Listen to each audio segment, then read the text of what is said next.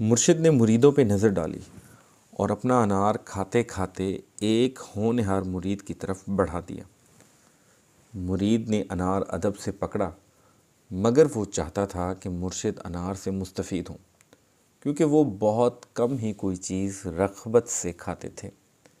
اس نے دوبارہ وہ انار اپنے مرشد کی طرف بڑھایا اور کہا، حضرت، آپ انار ہی تو شوق سے کھاتے ہیں، آپ ہی تناول فرمائیے، ہم تو روز کچھ نہ کچھ کھاتے ہی رہتے ہیں۔ مرشد نے وہ انار اس مرید سے لے کر دوسرے مرید کی طرف بڑھا دیا، جو بڑی حسرت اور رشک کے ساتھ اس انار کی جانب دیکھ رہا تھا۔ انار پکڑتے ہوئے مرشد نے بڑی دھیمی آواز میں کہا، ہر شخص کا مقدر اسے مل کر رہتا ہے۔ انار کھاتے کھاتے اس میں ایک دانہ نیچے گرا۔ اللہ کے رزق کی بے ادبی سمجھ کر پہلے مرید نے اس دانے کو نیچے سے اٹھایا اور کھا لیا۔ دانے کا اندر جانا تھا کہ اس مرید کے 14 طبق ہی روشن ہو گئے۔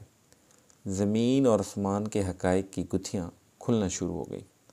اس نے گھبرا کر سارا انار کھا جانے والے ساتھی کی طرف دیکھا اور سوچا، ایک دانے نے میرا یہ حشر کر دیا، جس نے سارا انار کھا لیا ہے اس کا کیا حال ہوگا۔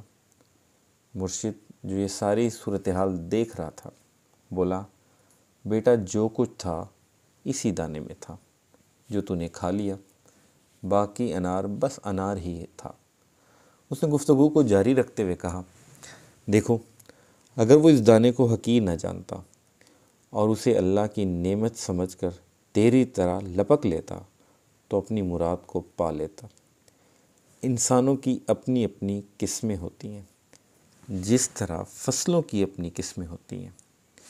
کسی کو زیادہ پانی درکار ہوتا ہے، جبکہ وہی پانی دوسری فصل کے لیے نقصان دہ ہوتا ہے۔ کسی کے دل و دماغ کی گتھی سلجھانے کو ایک جملہ ہی کافی ہوتا ہے، جبکہ دوسرے کے لیے 1 گھنٹے کا خطاب بھی بیکار و بے اثر ہوتا ہے۔